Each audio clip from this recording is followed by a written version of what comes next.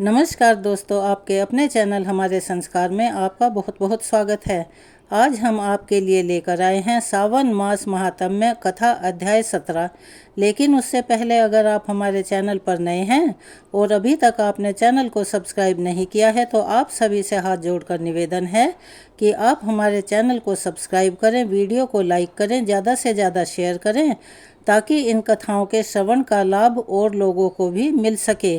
Bell icon को दबाना ना भूलें ताकि हमारी आगे आने वाली वीडियो की जानकारी आपको नोटिफिकेशन के जरिए मिल जाया करे।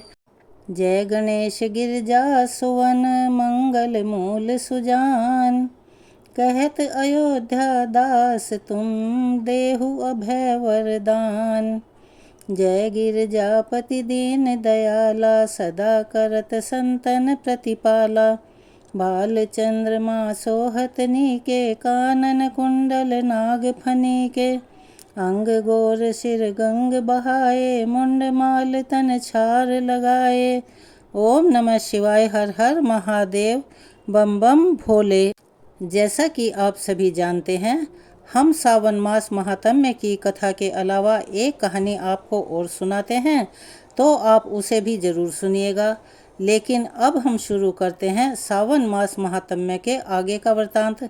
पहले के अध्याय में, पहले की वीडियो में आपने जाना कि चित्रगुप्त कौन है और जो हमारे सभी अच्छे बुरे कर्मों का लेखा जोखा रखते हैं, और उन्होंने भगवान सूर्य के किन 68 नामों की स्तुति की। अगर आप इसके बारे में जानना चाहते हैं तो आप इससे पहले वाला वीडियो ज़रूर सुन लीजिएगा। देवी पार्वती को आगे का वृतांत बताते हुए महादेव जी कहते हैं कि देवी वहां से लोमशेश्वर का दर्शन करने के लिए जाएं। वह स्थान दुखांतकारिणी से पूर्व भाग में 7 धनुष की दूरी पर है। महर्षि लोमश ने उस लिंग की स्थापना की है। लोमशेश्वर के प्रसाद से ही लोमश ऋषि दीर्घायु हुए। जो भक्ति भाव से लोमशेश्वर की पूजा करता है वह दीर्घायु और सुखी होता है। उसके शरीर में रोग और घाव नहीं होते। लोमशेश्वर के पश्चिम भाग में 5 धनुष के अंतर पर तृणबिंदेश्वर लिंग प्रतिष्ठित है। मुनीश्वर तृणबिंदु एक एक मास पर कुश के अग्रभाग से एक बिंदु जल लेकर पीते और तपस्या करते थे। इस प्रकार अनेक वर्षों तक प्रभास क्षेत्र में मेरी आराधना करके वे परम सिद्धि को प्राप्त हो गए। वहां से परम उत्तम चित्रपथा नदी के समीप जाएं। वह ब्रह्मकुंड और चित्रादित्य के बीच में होकर बहती है। जिस समय चित्र को यमदूत सशरीर उठाकर ले गए, उस समय ये समाचार पाकर उनकी बहन चित्रा को बड़ा दुख हुआ। तब वह चित्रा नदी के रूप में परिणित होकर अपने भाई की खोज करने के लिए समुद्र में ही समा गई। ब्राह्मणों ने उसका नाम चित्रपथा रख दिया। जो मनुष्य चित्रपथा में स्नान करके चित्रादित्य का दर्शन करता है वह सूर्य देव के परम धाम में जाता है। कलयुग में चित्रप्रथा अंतर्ध्यान हो गई। केवल वर्षा काल में ही उसका दर्शन होता है। भोजन करके या बिना भोजन किए, रात में या दिन में, पर्व के समय या बिना पर्व के, मनुष्य पवित्र हो या अपवित्र, जब जहाँ जिस अवस्था में चित्रप्रथा नदी का दर्शन करे वही उसका पुण्य काल है। उसका दर्शन ही पुण्य पर्व है। कोई समय विशेष उसकी महत्ता का कारण नहीं होता। स्वर्गवासी पितृ उस नदी का दर्शन करके हर्ष से गाने और हंसने लगते हैं कि हमारे वंश का कोई यहाँ आकर श्राद्ध करेगा और हमें एक कल्प तक के लिए तृप्त कर देगा। ऐसा जानकर सभी पापों के नाश और पितरों की तृप्ति के लिए वह स्नान और श्राद्ध करना चाहिए। महादेव जी कहते हैं, देवी, ब्रह्मकुंड के उत्तर भाग में रूप कुंड है। वहाँ स्नान करके मनुष्य चोरी के पाप से मुक्त हो जाता है। उसमें स्नान करने के प्रभाव से उसके वंश में 7 जन्मों तक कोई चोर और क्रूर नहीं होता। जो शस्त्र से मारे गए हों अथवा पापी रहे हों, ऐसे पूर्वजों की मुक्ति के लिए वहाँ शिवरात्रि को विशेष रूप से पिंडदान आदि कार्य करने चाहिए। वहीं पर उत्तम रत्नेश्वर लिंग है जिसकी स्थापना साक्षात भगवान विष्णु ने की है। जो रत्न कुंड में स्नान करके रत्नेश्वर की पूजा करता है वह 7 जन्मों तक लक्ष्मीवान, बुद्धिमान तथा गाय बैल आदि पशुओं से संपन्न होता है। जो श्रवण नक्षत्र और द्वादशी के योग में विधिवत उपवास करके भक्ति पूर्वक उनकी पूजा करता है वह मनोवांछित फल को पाता है। देवी वह स्थान मुझे अति प्रिय है, मैं वहाँ सदा निवास करता हूँ, प्रलय काल में भी उसका त्याग नहीं करता। वह सुदर्शन नामक वैष्णव अक्षेत्र भी कहा गया है। उसका विस्तार सब ओर 36-36 धनुष तक है। इस सीमा के भीतर जो कोई भी अधम प्राणी कालवश मृत्यु को प्राप्त हो जाते हैं उन्हें भी परम पद की प्राप्ति होती है। जो लोग वहां भगवान विष्णु की प्रसन्नता के लिए सोने का गरुड़ और पीताम्बर दान करते हैं उन्हें यात्रा का उत्तम फल प्राप्त होता है। रत्नेश्वर से उत्तर में 3 धनुष की दूरी पर विनीतानंदन गरुड़ के द्वारा स्थापित वेंतेश्वर लिंग है। जो मनुष्य पंचमी के दिन भक्ति पूर्वक वेंतेश्वर को पंचामृत से स्नान कराकर विधि पूर्वक उनका पूजन करता है वह 7 जन्मों तक स्वर्ग में आनंद भोगता है। उसके बाद महादेव जी कहते हैं कि हे पार्वती, इसके बाद सावित्री से नैऋत्य कोण में स्थित अश्वारूढ़ राज भट्टारक द्वैंतक का दर्शन करने के लिए जाएं। उनके दर्शन से मनुष्य सभी विपत्तियों से छूट जाता है।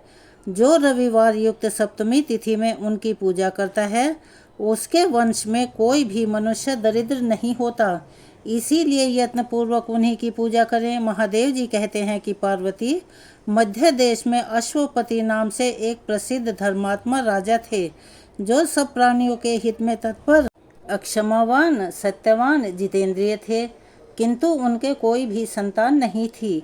एक समय राजा अश्वपति ने प्रभास अक्षेत्र की यात्रा की। यहाँ के तीर्थों में घूमते हुए वे सावित्री स्थल पर आए। वहाँ उन्होंने सावित्री व्रत का अनुष्ठान किया। इससे उनके ऊपर ब्रह्मा जी की प्रिय पत्नी भूर्भुवः स्वरूपा सावित्री देवी प्रसन्न हुई और मूर्तिमती होकर उनके नेत्रों के सामने प्रकट हो गई। उनके हाथ में कमंडल शोभा पा रहा था और मुख तथा नेत्र प्रसन्नता से खिले हुए थे। सावित्री बोली, राजन वर मांगो। राजा ने कहा, देवी मुझे संतान चाहिए। तब सावित्री बोली, राजन तुम्हें एक पुत्री की प्राप्ति होगी। ऐसा कहकर सावित्री देवी अंतर्ध्यान हो गई। फिर कुछ समय बीत जाने के बाद राजा अश्वपति के यहाँ एक दिव्य रूप धारिणी कन्या उत्पन्न हुई। सावित्री की पूजा से सावित्री ने ही प्रसन्न होकर वह कन्या दी थी, इसीलिए ब्राह्मणों ने उसका नाम भी सावित्री रख दिया। वह राजकन्या मूर्तिमती लक्ष्मी की तरह बढ़ने लगी। उसे देखकर लोग यही कहते थे कि यह कोई देव कन्या ही पृथ्वी पर उतर आई है। एक दिन उस देव रूपिणी कन्या को देखकर मंत्रियों से परामर्श करके राजा ने कहा, बेटी तुम्हारे विवाह का समय आ पहुंचा है, किंतु अब तक तुम्हारा किसी ने वरण ही नहीं किया। जब मैं विचार करके देखता हूँ तब यहाँ तुम्हारे योग्य कोई वर दिखाई नहीं देता, इसीलिए देवता आदि के द्वारा मैं निंदनीय न हो जाऊं, ऐसा कोई प्रयास करना आवश्यक है। मैंने धर्मशास्त्रों में यह बात सुनी है कि जो कन्या पिता के घर में विवाह संस्कार से पहले ही अपने को रजस्वला देखती है उसके पिता को ब्रह्म हत्या का पाप लगता है। इसीलिए मैं तुम्हें बूढ़े मंत्रियों के साथ तीर्थ यात्रा के लिए भेजता हूँ। तुम स्वयं ही अपने पति का वरण करो। जो आज्ञा कहकर सावित्री ने पिता की बात मान ली और यात्रा के लिए निकल पड़ी। वह राज ऋषियों के सुंदर तपोवन में गई, वृद्ध महर्षियों के चरणों में मस्तक झुकाया और समस्त आश्रमों और तीर्थों में घूम फिरकर फिर से घर लौट आई। वहाँ उसने अपने सामने आसन पर विराजमान देव ऋषि नारद को देखा और प्रणाम करके पिता से कहा, शाश्वत देश में एक धर्मात्मा अक्षत्रिय राजा राज्य करते थे। उनका नाम द्युमत्सेन है। वे देव वश अंधे हो गए हैं। उनका सामंत रुक्मी पहले से ही उनसे बैर रखता था। उसने यह अवसर देखकर राजा का राज्य छीन लिया। राजा द्युमत्सेन अपनी पत्नी के साथ वन में चले गए। उनकी पत्नी की गोद में एक छोटा सा बालक भी था। राजा का वह पुत्र वन में ही बड़ा हुआ। वह परम धर्मात्मा और उसका नाम सत्यवान है। सत्यवान ही मेरे मन के अनुरूप पति हैं। मैं उन्हीं को प्राप्त करना चाहती हूँ। नारद जी ने कहा, राजन, सावित्री अभी बच्ची है, तभी इसने गुणवान सत्यवान का वरण किया है। उसके पिता सत्य बोलते हैं, उसकी माता भी सत्य बोलती है और वह भी स्वयं सत्य वचन बोलता है। इसीलिए मुनियों ने उस राजकुमार का नाम सत्यवान रखा है। सत्यवान को अश्व बड़े प्रिय हैं। वह मिट्टी के अश्व अर्थात घोड़े बनाया करता है और अश्व के ही चित्र भी बनाता है। इसीलिए उसका दूसरा नाम चित्राश्व है। किंतु उसे स्वीकार करके सावित्री ने बहुत भारी कष्ट मोल ले लिया है। द्युमत्सेन का वह पुत्र शिक्षा, दान और गुणों में देवताओं के समान है। उसी नराज शिवी के समान सत्यवादी और ब्राह्मण भक्त है। वह ययाति के समान उदार, चंद्रमा के समान सुंदर, अश्विनी कुमारों के समान रूपवान और अतिशय बलवान भी है। किंतु उसमें एक दोष है। आज से 1 वर्ष पूरा होने पर उसकी आयु समाप्त हो जाएगी और वह अपना शरीर त्याग देगा। नारद जी की यह बात सुनकर राजा ने अपनी पुत्री से कहा, बेटी सावित्री, जाओ और किसी दूसरे श्रेष्ठ पति का वरण करो। यह सत्यवान तो 1 ही वर्ष में शरीर त्याग देगा। तब सावित्री बोली, पिताजी, राजा लोग एक बार ही कोई बात कहते हैं, विद्वान पुरुष भी एक ही बोली बोलते हैं और कन्याओं का दान भी केवल 1 बार ही किया जाता है। यह तीनों बातें 1 बार ही होती हैं। सत्यवान दीर्घायु हो या अल्पायु, गुणवान हो या गुणहीन, उन्हें 1 बार मैंने वरण कर लिया और अब वे मेरे पति हो गए। इसीलिए अब दूसरे किसी का वरण मैं नहीं करूँगी। पहले मन से निश्चय करके ही वाणी द्वारा किसी बात को कहा जाता है, फिर उसे कार्य रूप में बदला जाता है। मैंने भी यही किया है और इस विषय में मेरा मन ही प्रमाण है।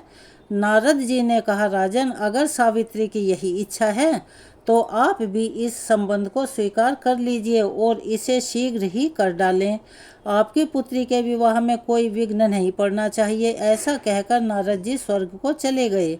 फिर राजा ने उत्तम मुहूर्त में वेदों के पारंगी ब्राह्मणों के द्वारा कन्या का सब वैवाहिक कार्य संपन्न कराया। सावित्री भी मनोवांछित पति को पाकर बहुत प्रसन्न हुई। इस प्रकार उस आश्रम में निवास करते हुए उन तीनों का कुछ समय बीत गया। सावित्री दिन रात चिंतित रहती थी। नारद जी ने जो बात कही थी वह सावित्री किसी भी समय भूलती नहीं थी। उसके मन ही मन हिसाब लगाकर यह जान लिया कि आज से चौथे दिन मेरे पति की मृत्यु होने वाली है। इसके बाद उसने त्रिरात्रि व्रत प्रारंभ कर दिया। उसे पूर्ण करके सावित्री ने स्नान किया और देवताओं पितरों का तर्पण करके उसने सास ससुर के चरणों में प्रणाम किया। इसके बाद सत्यवान हाथ में फरसा लेकर वन को चल दिया। सावित्री भी उनके पीछे पीछे चली गई। सत्यवान ने जल्दी ही फल फूल समिधा और कुशा एकत्र करके सूखी लकड़ियों का एक बोझ भी बांध लिया। इसके बाद वे बरगद की शाखा का सहारा लेकर बोले, प्रिय, मेरे सिर में बहुत तेज दर्द हो रहा है। मैं थोड़ी देर के लिए तुम्हारी गोद में सिर रखकर सोना चाहता हूँ। सावित्री बोली, महाबाहो, आइए विश्राम कीजिए। थोड़ी देर बाद हम लोग आश्रम में चलेंगे। इसके बाद सावित्री की गोद में सिर रखकर सत्यवान जैसे ही पृथ्वी पर सोए, तुरंत ही सावित्री ने एक पुरुष को देखा जो काले और पीले रंग के दिखाई देते थे। मस्तक पर किरीट और अंगों में पीताम्बर धारण किए वे साक्षात सूर्य की तरह शोभा पा रहे थे। सावित्री ने उन्हें प्रणाम करके मधुर वाणी से पूछा कि आप कौन हो? दूर ही रहो। पति भक्ति के प्रभाव से मुझे कोई धर्म से गिरा नहीं सकता। प्रज्वलित अग्निशिखा की तरह मेरा कोई भी स्पर्श नहीं कर सकता। यम ने कहा, पतिव्रते, मैं सबका संयम करने वाला यम हूँ। तुम्हारे पति की आयु क्षीण हो गई है और मेरे दूत तुम्हारे पास आकर इन्हें ले जाने में असमर्थ हैं, इसीलिए मैं स्वयं आया हूँ। उनके ऐसा कहने पर सत्यवान के शरीर से अंगूठे के बराबर एक पुरुष निकला जो पाश में बंधा हुआ था। सावित्री ने उसे देखा और स्वयं भी यमराज के पीछे पीछे चलना शुरू कर दिया। पतिव्रत के प्रभाव से उसे वहां जाने में कोई श्रम नहीं होता था। उस समय यमराज ने उससे कहा, सावित्री, तू बहुत दूर चली आई, अब लौट जा। इस मार्ग में कोई भी जीवित पुरुष नहीं चल सकता। सावित्री बोली, भगवान, मुझे चलने में ना तो परिश्रम होता है और ना ही ग्लानि। एकमात्र पति को छोड़कर स्त्री के लिए दूसरा कोई सहारा है ही नहीं। इस प्रकार और भी बहुत सी धर्म युक्त मधुर बातें सुनकर सूर्य नंदन यम सावित्री पर बहुत प्रसन्न हुए और बोले, देवी, तुम्हारा कल्याण हो, तुम कोई वर मांगो। तब सावित्री ने विनीत स्वर होकर 5 वरदान मांगे। मेरे महात्मा ससुर को नेत्र प्राप्त हों, उनका खोया हुआ राज्य भी मिल जाए, मेरे पति जीवित हों, निरंतर उनके धर्म की वृद्धि हो और मेरे पुत्रहीन पिता को पुत्र की प्राप्ति हो। धर्मराज ने वरदान देकर उसे भेजा। पति को पाकर सावित्री का मन प्रसन्न हो गया। अब वह स्वस्थ चित्त होकर पति के साथ आश्रम में गई। ज्येष्ठ पूर्णिमा को उसने यह व्रत किया था, जिससे उसके सौभाग्य की रक्षा हुई। देवी पार्वती ने पूछा, हे महेश्वर, सावित्री ने जिस व्रत का पालन किया वह कैसा है, बताने की कृपा करें। महादेव जी बोले, देवेश्वरी, पतिव्रता सावित्री ने जिस व्रत का पालन किया है उसका मैं वर्णन करता हूँ, सुनो। ज्येष्ठ शुक्ल त्रयोदशी को दांत साफ करके और स्नान करके त्रिरात्र उपवास का नियम ग्रहण करें। जो स्त्री त्रिरात्र अर्थात 3 रातों का व्रत करने में असमर्थ हो, वह जितेंद्रिय होकर त्रयोदशी को नक्त व्रत, चतुर्दशी को अयाचित व्रत और पूर्णिमा को उपवास करें। प्रतिदिन तालाब अर्थात सरोवर, किसी बड़ी नदी या झरने में स्नान करें। यदि पांडुकूप में स्नान कर लें तो सब में स्नान करने का फल प्राप्त हो जाता है। विशेषतः पूर्णिमा को सरसों मिट्टी और जल से स्नान करना चाहिए। एक पात्र में बालू भरकर अथवा जौ, चावल या तिल आदि धान्य भरकर उस पर 2 वस्त्रों में लपेटा हुआ बांस का पात्र रखें और उसमें सोने, चांदी अथवा मिट्टी की बनी हुई सावित्री देवी और ब्रह्मा जी की सर्वांग शोभित प्रतिमा स्थापित करें। फिर उन प्रतिमाओं पर 2 लाल वस्त्र चढ़ाएं और अपनी शक्ति के अनुसार उन दोनों विग्रहों की पूजा करें। चंदन, सुगंधित पुष्प, धूप, दीप, नैवेद्य, तोरई या लटजीरा के फूलों से, कुंभड़ा या ककड़ी के फलों से, नारियल, छुहारा, कैथ, अनार, जामुन, नींबू, नारंगी, कंकोल, कटहल, जीरक, खांड, गुड़, लवण, चरभट तथा सप्त धान्य आदि वस्तुएं बांस के पात्रों में भरकर निवेदित करें। कंठ सूत्र को सुंदर केसर और कुमकुम से रंगें। इसके बाद मंत्र उच्चारण पूर्वक पूजन करें। मंत्र इस प्रकार है, ओंकार पूर्विके देवी वीणा पुस्तक धारिणी, दैवम्बे के अनमस्तुभ्यम वैधव्य प्रेक्ष में, अर्थात वीणा और पुस्तक धारण करने वाली सच्चिदानंदमयी माता सावित्री देवी आपको नमस्कार है। आप मुझे सौभाग्य प्रदान करो। इस प्रकार पूजा प्रार्थना करके बहुत से स्त्री पुरुषों के साथ गाना बजाना करते हुए वहाँ जागरण करें। श्रेष्ठ ब्राह्मणों से सावित्री की कथा कहलवाएं। सावित्री जी का विवाह करें। सारी सामग्री वेदज्ञ ब्राह्मण को दान करें। जिसकी जीविका कठिनाई से चलती हो, ऐसे निर्धन अग्निहोत्री ब्राह्मण को सावित्री की प्रतिमा दान करें। उस रात में ब्राह्मण दंपतियों को निमंत्रित करके प्रातः काल वट वृक्ष के नीचे सावित्री के सन्मुख भोजन करवाएं। वहाँ एक एक ब्राह्मण को भोजन कराना कोटि कोटि ब्राह्मणों को भोजन कराने के समान पुण्यदायक कहा गया है। ब्राह्मणों को भोजन कराते समय कड़वे तेल का बना हुआ अर्थात सरसों के तेल का बना हुआ व्यंजन न परोसें। स्त्री को खट्टा और खारा भोजन कभी नहीं देना चाहिए। 5 प्रकार के मधुर भोजन करवाएं। दूध और घी में बने हुए पुए, अशोकवर्ती का एक प्रकार का पकवान छुहारे के साथ बनी हुई पपीका, घी और गुड़ से बना हुआ हलवा और मोदक। जो स्त्री ऐसा करती है वह धन, धान्य और मनुष्यों से पूर्ण होती है। उसका वंश भरा पूरा रहता है। उसके कुल में कभी कोई स्त्री विधवा नहीं होती। अथवा यदि तीर्थ में भोजन की सुविधा ना हो तो घर लौटने पर भोजन करवाएं, जिससे सावित्री देवी प्रसन्न हो। इसी प्रकार अपने घर पर आकर पितरों के लिए पिंडदान पूर्वक श्राद्ध भी करें। इससे पितृ संतुष्ट होते हैं, ऐसा ब्रह्मा जी का कहना है। अपने घर में श्राद्ध दान करने से तीर्थ की अपेक्षा भी 8 गुना पुण्य प्राप्त होता है, क्योंकि वहाँ पर नीच पुरुषों की दृष्टि नहीं पड़ती। पितरों का श्राद्ध एकांत और गुप्त होना चाहिए। नीच पुरुषों की दृष्टि से दूषित होने पर वह पितरों को प्राप्त नहीं होता है। इसीलिए प्रयत्न पूर्वक श्राद्ध को गुप्त रखकर ही करें, वही पितरों के लिए तृप्तिदायक होता है। आज का महात्म्य कथा को हम यहीं विराम देते हैं। इसके आगे का वृतांत कल आप अगली कथा अगली वीडियो में सुनेंगे। उस वीडियो का इंतज़ार कीजिएगा। अब हम सुनाते हैं आज की कहानी। एक बार की बात है, देव ऋषि नारद नारायण नारायण का जाप करते हुए भगवान शिव के दर्शन करने की इच्छा से कैलाश पर्वत पर गए। देव ऋषि नारद को आया देखकर भगवान शिव बड़े ही प्रसन्न हुए और कहने लगे, देव ऋषि नारद, आज अचानक इस कैलाश पर्वत पर आपका किस कारण से आगमन हुआ है? अवश्य कोई विशेष कार्य होगा जिसका भाग बनकर आप यहाँ पर आए हो। तब नारद जी कहने लगे, हे भोलेनाथ, आप तो अंतर्यामी हैं, भला आपसे कोई बात कैसे छुपी रह सकती है? हम यहाँ पर किस लिए आए हैं यह आपको भली भांति पता है। फिर भी यदि आप पूछ ही रहे हैं तो हे प्रभु, आज मेरे मन में एक शंका उठ रही है, उसी शंका का समाधान करने के उद्देश्य से मैं आपके पास आया हूँ। प्रभु कृपया मेरी इस शंका का समाधान कीजिए। भगवान शंकर जी कहने लगे, हे नारद, तुम्हारे मन में जो भी शंका हो, जो भी जिज्ञासा हो, उसे निसंकोच होकर कहो। मुझे तुम्हारी इन शंकाओं का समाधान करके प्रसन्नता ही होगी, क्योंकि तुम्हारे सभी प्रश्न, तुम्हारी सभी जिज्ञासाएं लोकहित के लिए होती हैं। तब देवी ऋषि नारद ने भगवान से पूछा, हे प्रभु, पापी लोगों को पाप करते देखकर भी भगवान चुप क्यों रहते हैं?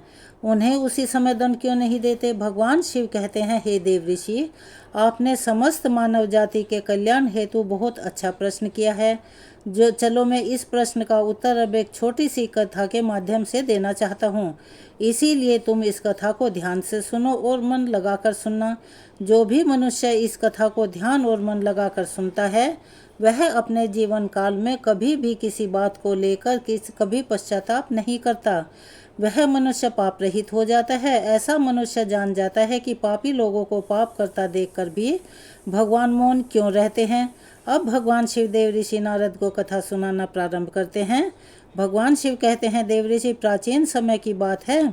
एक जंगल में मोर और मोरनी का जोड़ा रहा करते थे। वह दोनों पति पत्नी एक दूसरे से बड़ा प्रेम करते थे, एक दूसरे का बहुत आदर सम्मान किया करते थे। इस तरह उनका जीवन बड़े सुख और आराम से कट रहा था। उनके जीवन में कभी किसी प्रकार का कोई दुख नहीं था। फिर एक दिन की बात है कि मोरनी अपने पति मोर से कहने लगी कि सुनो जी, भगवान की जिंदगी कितनी सुखी है, कितनी आराम भरी है ना, क्योंकि इनका काम तो सिर्फ दुनिया को चलाना होता है और वह तो बैठे बैठे ही पूरी दुनिया को चलाते हैं। उन्हें तो कोई मेहनत का काम करना ही नहीं पड़ता और उन्हें उनके भक्त अच्छे अच्छे भोग भी लगाते हैं, अच्छे अच्छे पकवान भी खाने को मिल जाते हैं। उन्हें खुद से पकवान भी नहीं बनाने पड़ते। दूसरी ओर देखो, हमारा जीवन कितना मुश्किलों से भरा है। हम रोज़ अपना दाना पानी लोगों से छुप छुप कर जंगल में ढूंढते हैं। मोर ने उसकी मोरनी की बात सुनकर कहा, प्रिय, ऐसा नहीं है। भगवान का काम बहुत कठिन है। भगवान को यह पूरी सृष्टि चलाने के लिए हमसे भी ज़्यादा कड़ी मेहनत करनी पड़ती है, कण कण का ध्यान रखना पड़ता है। मैं तुम्हें एक कथा के माध्यम से यह समझाता हूँ, तब शायद तुम्हें मेरी बात आसानी से समझ में आ जाएगी। मोर मोरनी से कहने लगा कि सुनो, एक गांव की बात है। उस गांव में भगवान शिव का एक बहुत ही सुंदर मंदिर बना हुआ था। उस मंदिर के पास में ही छोटा सा भगवान भोलेनाथ का शिवलिंग भी था। उस मंदिर की देखभाल करने के लिए उसी गांव का भोला नामक एक व्यक्ति सेवा में लगा हुआ था, जो सुबह शाम मंदिर की साफ सफाई किया करता और दोनों समय स्नान ध्यान करने के बाद भगवान के मंदिर में दीप जलाकर पूजा करता था। वह आदमी बहुत निर्धन और दुखी था। मंदिर में आने वाले श्रद्धालुओं के द्वारा उसे जो कुछ भी दान दक्षिणा मिल जाती थी, उसी से वह अपना और अपने परिवार का गुजारा किया करता था। मंदिर में काम करते करते वह अपनी जिंदगी से जुड़ी हुई सभी परेशानियों की शिकायत भगवान की मूर्ति के सामने खड़ा होकर करता रहता। कभी शिवलिंग के समीप, तो कभी भगवान शिव की प्रतिमा के पास जाकर। कभी वह अपने घर की बातें, परिवार की बातें भगवान से कहता, तो कभी दुनियादारी की बातें किया करता। अब मोर आगे कहने लगा कि एक दिन की बात है, वह भगवान भोलेनाथ के शिवलिंग के सामने खड़ा होकर दोनों हाथ जोड़कर कुछ शिकायतें कर रहा था कि हे भगवान, आपकी ज़िंदगी कितनी आरामदायक है। आप तो बस मंदिर में एक जगह आराम से बैठे रहते हैं और चुपचाप लोगों की प्रार्थनाएं सुनते रहते हैं। कोई आपको लड्डुओं का भोग लगा जाता है तो कोई प्रसाद चढ़ा जाता है। तरह तरह की मिठाइयाँ और पकवान भी आपको यहीं बैठे बैठे खाने को मिलते रहते हैं। आपका जीवन कितना आसान है प्रभु, और मेरी ज़िंदगी को देखो कितनी कठिन है। मेरी छोटी सी ज़िंदगी है, उसमें आपने हजारों तरह के दुख भर दिए हैं और हजारों तरह की परेशानियाँ आप मुझे दे रहे हैं। मैं दिन भर कड़ी मेहनत करता हूँ, तब कहीं जाकर 2 समय का खाना मैं अपने और अपने परिवार के लिए जुटा पाता हूँ। और दूसरी तरफ पापी और पाखंडी लोगों को देखो, दिन रात बुरे कर्मों में लिप्त रहते हैं, फिर भी बड़े मौज की ज़िंदगी जी रहे हैं। उन्हें किसी बात की कोई चिंता नहीं। भगवान, अगर मेरी ज़िंदगी भी आपकी तरह हो जाती तो मेरा जीवन कितना खुशहाल हो जाता। तभी अपने उस भक्त की ऐसी बातें सुनकर भगवान से रुका नहीं गया और वह उसी शिवलिंग से तुरंत ही त्रिभुज रूप में अपने नंदी के साथ प्रकट हो गए और कहने लगे, हे पुत्र, तुम जो सोच रहे हो गलत सोच रहे हो। तुम जैसा सोच रहे हो वैसा बिल्कुल भी नहीं है। दूर से देखने पर सबका जीवन अपने जीवन से अच्छा दिखाई देता है। जब हमें उसकी असलियत ज़िंदगी का पता चलता है तब समझ में आता है कि यह तो मुझसे भी गया गुजरा जीवन जी रहा है। तुम मेरी ज़िंदगी को बड़ा आसान समझ रहे हो ना। मेरा जीवन उतना आसान नहीं है जितना तुम समझ रहे हो। मुझे भी बहुत सारी बातें देखनी पड़ती हैं, बहुत सारी व्यवस्थाएं बनानी पड़ती हैं। मुझे हर समय बहुत सारी चिंताएं लगी रहती हैं कि अच्छे के साथ अच्छा कैसे हो और बुरे के साथ बुरा कैसे हो। यह सब सोचना पड़ता है। अगर कोई असहाय को रुलाता है, कोई पीड़ित को पीड़ित करता है, तब मुझे उसकी रक्षा भी करनी पड़ती है। मेरी जिम्मेदारी को जिस दिन तुम समझ जाओगे उस दिन तुम्हें मेरी मेहनत के बारे में भी पता लग जाएगा। भगवान शिव उस व्यक्ति से कहने लगे, हे पुत्र, इतना आसान नहीं है भगवान बनना। जिस तरह एक पिता बनकर मनुष्य अपनी संतान के लिए अपने दायित्वों को निभाता है, उनके सुख दुख अच्छे बुरे हर बात का ध्यान रखता है, उसी तरह मुझे भी तुम सबका ख्याल रखना पड़ता है। इतनी सारी जिम्मेदारियों को एक साथ निभाना कोई आसान काम तो बिल्कुल भी नहीं है। अब भगवान शिव की बात सुनकर वह भक्त बोला, प्रभु, आप तो बहुत ही भोले भाले हैं। आप यह कैसी बातें कर रहे हैं।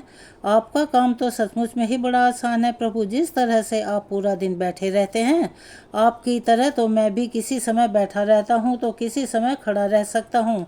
इसमें भला कौन सी बड़ी बात है। भगवान शिव ने देखा कि यह भक्त ऐसे नहीं मानने वाला। तब वह कहने लगे, पुत्र, मैं फिर कहता हूँ कि तुम यह काम बिल्कुल नहीं कर पाओगे जो मैं कर सकता हूँ। मेरे इस काम में बड़े धैर्य की आवश्यकता पड़ती है और मनुष्य में इतना धैर्य नहीं होता कि वह परिणाम घोषित होने तक रुक सके। मनुष्य के अंदर यह कमजोरी होती है कि वह थोड़ा सा सुख पाता है तो घमंड से भर जाता है और जरा भी दुख आ जाए तो टूटकर शीशे की तरह बिखर जाता है। फिर वह भक्त बोला कि प्रभु, अच्छा, अगर ऐसी बात है तो आप मुझे बस एक दिन के लिए अपनी ज़िंदगी जी लेने दीजिए, फिर आप जैसा कहेंगे मैं वैसा ही करूँगा। मोर आगे अपनी पत्नी से कहने लगा कि हे प्रिय, भगवान भोलेनाथ ने उस व्यक्ति को बहुत समझाया पर वह तो बहुत जिद्दी था। उसने भगवान शिव की एक भी बात नहीं मानी। फिर भोलेनाथ ने भी सोचा कि चलो मैं इसे एक दिन के लिए अपनी ज़िंदगी दे ही देता हूँ। कुछ लोगों पर उपदेशों की बातों का कोई असर ही नहीं होता। वे संसार की ठोकर खाने के बाद भी सही राह पर ही आते हैं। उस भक्त के साथ भी यही होना था। फिर भगवान शिव ने कहा कि बेटा, ठीक है, मैं एक दिन के लिए तुम्हें भगवान बना देता हूँ और तुम्हारी ज़िंदगी मैं जीता हूँ। फिर देखते हैं कि तुम मेरा काम किस ढंग से करते हो। भगवान शिव कहते हैं, और हाँ, मेरी ज़िंदगी जीने के लिए तुम्हें कुछ शर्तों का पालन भी करना होगा। तब भक्त बोला, हे भगवान, हे भोलेनाथ, मैं तो आपकी सारी शर्तें मानने के लिए तैयार हूँ। बताइए आपकी क्या क्या शर्तें हैं। तब भगवान शिव कहने लगे, हे पुत्र, तुम ध्यान से सुनो। मंदिर में बहुत सारे लोग आएंगे जाएंगे, जिसमें अच्छे लोग भी होंगे और बुरे लोग भी होंगे, क्योंकि भगवान पर तो सबका एक जैसा अधिकार होता है। अगर किसी पिता का एक बेटा नालायक निकले तो क्या वह पिता उसे अपना बेटा नहीं मानेगा। इसी तरह अच्छे बुरे दोनों लोग मेरी संतान हैं, किंतु परिणाम मैं उनको उनके कर्मों के अनुसार ही देता हूँ। अब भोलेनाथ आगे कहते हैं कि पुत्र, जब तुम भगवान बनकर मेरी जगह पर खड़े रहोगे तो तुम्हें अच्छा कहने वाले लोग भी आएंगे और बुरा कहने वाले लोग भी आएंगे। तब तुम्हें उन्हें चुपचाप उनकी बातें सहन करनी होंगी और धैर्य के साथ बिना क्रोध किए उनकी बातों को सुनना भी होगा और उनके अच्छे बुरे हर कर्म को भी बारीकी से देखना होगा। तुम्हें अपनी तरफ से कुछ भी अपने भक्त से नहीं कहना होगा, चाहे कुछ भी हो जाए। तब भोला ने कहा, ठीक है प्रभु, मुझे आपकी ये सारी शर्तें स्वीकार हैं। अब तो भगवान भोलेनाथ ने उस भक्त से एक दिन के लिए आदमी की ज़िंदगी बदल ली। फिर एक दिन के लिए उसे भगवान ने शिवलिंग में विराजमान कर दिया और स्वयं सेवक बनकर मंदिर की सेवा करने लगे। फिर जब कुछ समय बीता तो क्या हुआ कि उसी नगर का एक धनी सेठ उस मंदिर में माथा टेकने के लिए आया और वह भगवान के आगे हाथ जोड़कर प्रार्थना करने लगा कि हे भगवान, मैंने अरबों रुपए लगाकर एक बहुत बड़े कारखाने का निर्माण कराया है। मुझे आप ऐसा आशीर्वाद दीजिए कि मेरा कारखाना बहुत तेज़ी से चलने लगे और मैं उससे बहुत सारा धन कमा सकूं। वह सेठ ऐसी प्रार्थना करने के बाद माथा टेकने के लिए जब नीचे झुका तो उसकी जेब से पैसों का भरा हुआ एक बटुआ निकलकर जमीन पर गिर पड़ा, लेकिन सेठ को अपना बटुआ दिखाई नहीं दिया, जिससे वह वहां से उठकर जाने लगा। उधर शिवलिंग में विराजमान भगवान शिव का भक्त यह सब देख रहा था। उसने देखा कि अरे, सेठ का बटुआ तो यहीं पर गिर गया है। एक बार तो उसके मन में आया कि क्यों ना वह सेठ को आवाज़ लगाकर उससे कह दे कि तुम्हारा बटुआ यहीं पर गिर गया है। अगले ही क्षण उसे भगवान शिव की शर्त याद आ गई, इसीलिए वह कुछ भी बिना बोले वहीं पर विराजमान रहा। भोलेनाथ ने कहा कि चाहे अच्छा हो या बुरा हो, तुम्हें बिल्कुल नहीं बोलना है। यही सोचकर भगवान बना हुआ वह भक्त चुप रहा। तभी उस मंदिर में एक बहुत ही गरीब आदमी आया और वह भगवान भोलेनाथ के शिवलिंग के समीप खड़ा होकर कहने लगा, हे भगवान, मैं बहुत गरीब आदमी हूँ। इस गरीबी में बड़े दुख और कष्ट से अपना जीवन जी रहा हूँ। अब तो परिवार का पेट पालना भी मुश्किल हो गया है। घर पर बीमार माँ है, उसका इलाज कराने के लिए भी मेरे पास पैसे नहीं हैं। मैं कहाँ से इंतजाम करूं प्रभु, कुछ समझ नहीं आ रहा। आगे मेरा जीवन कैसे चलेगा। हे प्रभु, आज तो मेरे पास मात्र थोड़े से रुपए हैं। इनसे ना तो एक समय का राशन आ पाएगा और ना ही मेरी माँ की दवाई। कुछ कृपा कर दो भोलेनाथ, ताकि मेरी ज़रूरतें पूरी हो जाएं। ऐसा कहकर बड़े दुखी मन से वह आदमी जब मंदिर से बाहर जाने लगा, तभी उसकी नज़र पैसे से भरे हुए बटुए पर पड़ी। उसने वह बटुआ तुरंत उठा लिया और उसमें बहुत सारे पैसे देखकर वह मन ही मन खुश हो गया और भगवान को धन्यवाद देने लगा कि हे भोलेनाथ, आप तो वास्तव में बड़े महान हैं। आपने मेरी प्रार्थना इतनी जल्दी सुन ली। अब इन पैसों से मैं अपने परिवार के लिए राशन की व्यवस्था करूंगा और अपनी बीमार माँ का इलाज भी करवाऊंगा। फिर उधर भगवान बनकर शिवलिंग में विराजमान भक्त सोचने लगा, अरे, यह बटुआ तो समीर सेठ का है और यह गरीब आदमी इसे उठाकर ले जा रहा है। एक बार तो उसके मन में आया कि आवाज़ देकर इसे बता दूं कि यह बटुआ उसका नहीं बल्कि एक सेठ का है जो वो लेकर जा रहा है। लेकिन तुरंत ही उसे भगवान भोलेनाथ की शर्त याद आ गई, इसीलिए वह चुप रहा। अब गरीब आदमी के जाने के बाद मंदिर में एक व्यक्ति और आया। वह तीसरा व्यक्ति एक सैनिक था जो अगले ही दिन अपने राजा के साथ युद्ध करने के लिए जा रहा था। वह मंदिर में भगवान से प्रार्थना करने आया था कि हे भोलेनाथ, उसकी यात्रा सुरक्षित रहे और वह युद्ध के बाद सकुशल अपने घर परिवारजनों के बीच में लौट आए। वह सैनिक प्रार्थना कर ही रहा था कि इतने में ही वही व्यापारी अपने कुछ लोगों के साथ मंदिर में आया, जिसका पैसों से भरा हुआ बटुआ मंदिर में गिर गया था। जब सेठ ने उस सैनिक को वहां देखा तो उसने सोचा कि जरूर इसी ने मेरा बटुआ उठाया होगा। तब सेठ के कहने पर सेठ के लोगों ने उस सैनिक को पकड़ लिया और उसे पकड़कर ले जाने लगे। यह बात भगवान शंकर बने हुए उस भक्त को बिल्कुल भी सही नहीं लगी, क्योंकि वह सैनिक तो बिल्कुल निर्दोष था। बटुआ तो गरीब आदमी लेकर चला गया था। तब भगवान बने हुए भक्त को अपने सामने होता हुआ यह अन्याय का काम बिल्कुल पसंद नहीं आया और वह कहने लगा, हे सेठ, तेरा बटुआ इसने नहीं चुराया है। तेरी बटुआ तो इससे पहले मंदिर में एक गरीब आदमी आया था, उसने उठाया है। अब सेठ और उसके आदमी भला भगवान की बातें क्यों ना मानते। उन्होंने तुरंत सैनिक को छोड़ दिया और उस गरीब आदमी को पकड़ लाए। उससे सेठ का बटुआ भी छीन लिया। तब वह बेचारा बड़ा निराश हुआ।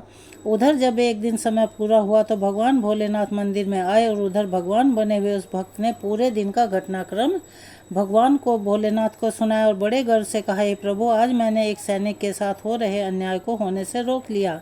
आपने देखा एक दिन भगवान बनकर मैंने कितना महत्वपूर्ण काम किया है। तब भगवान शिव अपने भक्त की बातें सुनकर कहने लगे, पुत्र, तुमने यह न्याय नहीं अन्याय किया है।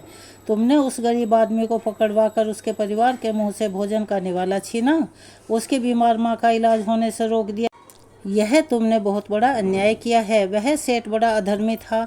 उसने पाप करके करोड़ों रुपए की यह दौलत जोड़ी है। गरीबों का पेट काटकर उनके साथ धोखा करके उसने उन पैसों को इकट्ठा किया है। अगर उसका बटुआ छूट गया था तो क्या हुआ।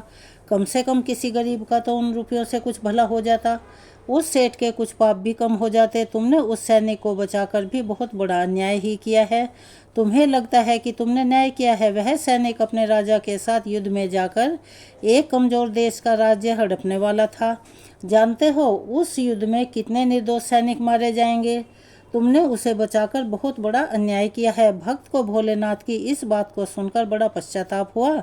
तब वह कहने लगा, हे प्रभु भोलेनाथ, मैं तो वही देख पा रहा था जो मेरी आंखों के सामने हो रहा था।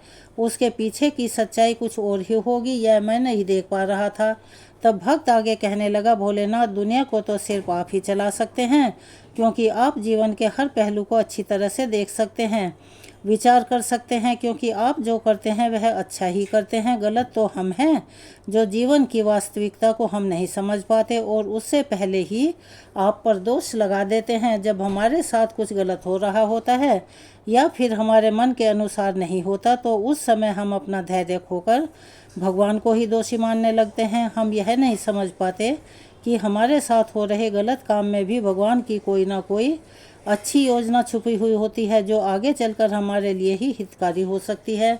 फिर वह भक्त भोलेनाथ से कहने लगा, हे भोलेनाथ, मनुष्य की समझदारी इसी में है कि हमें गंभीरता से काम के आगे और पीछे के परिणाम को अच्छे से सोच लेना चाहिए।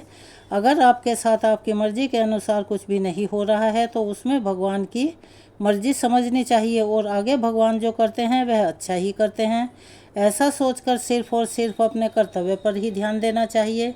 उसके बाद भगवान शिव ने उस भक्त से कहा, हे पुत्र, क्या अब तुम्हें पता चल गया कि भगवान बनना इतना आसान नहीं है। फिर वह भक्त कहने लगा, भोलेनाथ, आप जितने भोले भाले हैं उतने ही सरलता से लोगों के दुख को भी दूर कर देते हैं, उन्हें ज्ञान भी दे देते हैं। हे प्रभु, अब मैं समझ गया हूँ कि कुछ भी बनना आसान है, लेकिन भगवान बनना बिल्कुल भी आसान नहीं है। उसके बाद भगवान भोलेनाथ उस भक्त को तथास्तु कहकर वहां से सीधा कैलाश पर्वत पर पहुंच गए। अब भगवान शिवदेव ऋषि नारद से कहते हैं कि वह मोर अपनी पत्नी से कहने लगा, हे प्रिय, अब बात करते हैं उन दो कारणों की जिनकी वजह से भगवान पाप होते हुए देखकर भी मौन रहते हैं। पहला कारण तो यह है कि भगवान तब तक आपकी मदद नहीं करेंगे जब तक आप दुनिया वालों पर निर्भर रहेंगे। जिस दिन आप खुद पर और भगवान पर पूरी तरह से निर्भर हो जाएंगे उस दिन वह आपकी सहायता के लिए अवश्य आएंगे। दूसरा कारण है कि भगवान मनुष्य के कर्म भी देखकर चलते हैं कि किस किस को कहाँ कहाँ पर किस किस कर्म का दंड मिलना चाहिए और किस किस कर्म का फल मिलना चाहिए। भगवान हमेशा आपके अगले और पिछले सभी कर्मों को देखकर ही हिसाब करते हैं। अगर आप भगवान के प्रति समर्पित हो गए तो भगवान कभी भी आपके साथ कुछ भी बुरा नहीं होने देंगे। तब देव ऋषि नारद इस कथा को सुनकर बहुत प्रसन्न हुए और कहने लगे, हे प्रभु, आप ही संसार के आदि और अनंत हैं। आज आपने इस कथा को सुनाकर निश्चित ही मेरी शंका का समाधान कर दिया है। प्रभु, आपको बारंबार प्रणाम है। ऐसा कहकर नारद मुनि नारायण नारायण कहते हुए वहां से चले गए। तो यह थी आज की एक शिक्षाप्रद कहानी। आपको कैसी लगी? कमेंट्स बॉक्स में अपनी राय अवश्य लिखें।